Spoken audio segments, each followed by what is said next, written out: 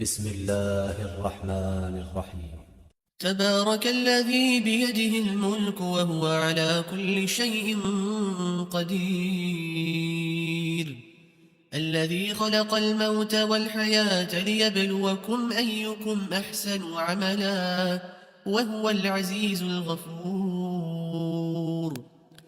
الذي خلق 7 سماوات طباقا ما ترى في خلق الرحمن من تفاوت فارجع البصر هل ترى من فطور ثم ارجع البصر كرتين ينقلب إليك البصر خاسئا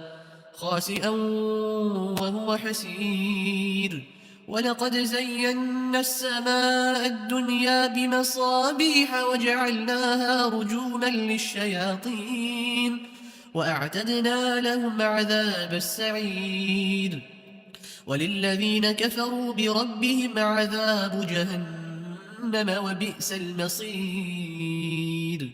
إذا ألقوا فيها سمعوا لها شهيقا وهي تفور تكاد تميز من الغيظ كلما ألقي فيها فوج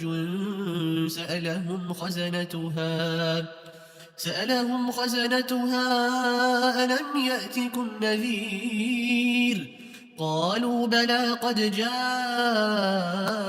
نذير فكذبنا وقلنا ما نزل الله من شيء إن أنتم إلا في ضلال كبير، وقالوا لو كنا نسمع أو نعقل ما كنا في أصحاب السعير، فاعترفوا بذنبهم فسحقا لأصحاب السعير.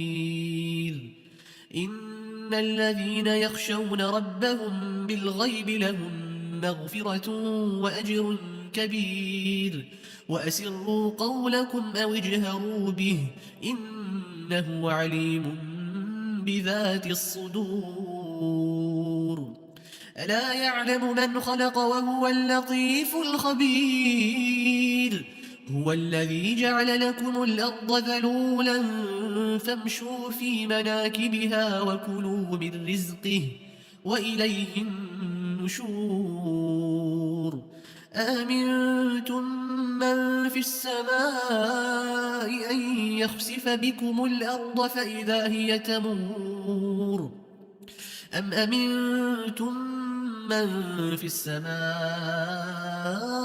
أن يرسل عليكم حاصبا فستعلمون كيف نذير، ولقد كذب الذين من قبلهم فكيف كان نكير.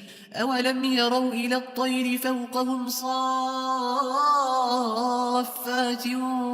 ويقبضن ما يمسكهن إلا الرحمن إنه بكل شيء بصير.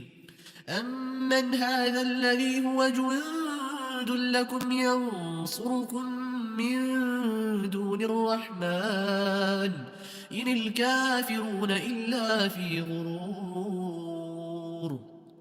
أمن هذا الذي يرزقكم إن أمسك رزقه بل لجوا في عتو ونفور.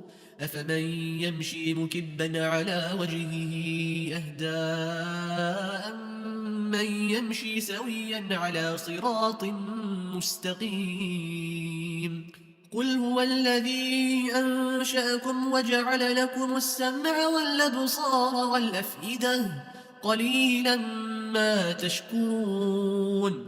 قل هو الذي ذرأكم في الأرض وإليه تحشرون. ويقولون متى هذا الوعد إن كنتم صادقين. قل إنما العلم عند الله وإنما أنا نذير مبين.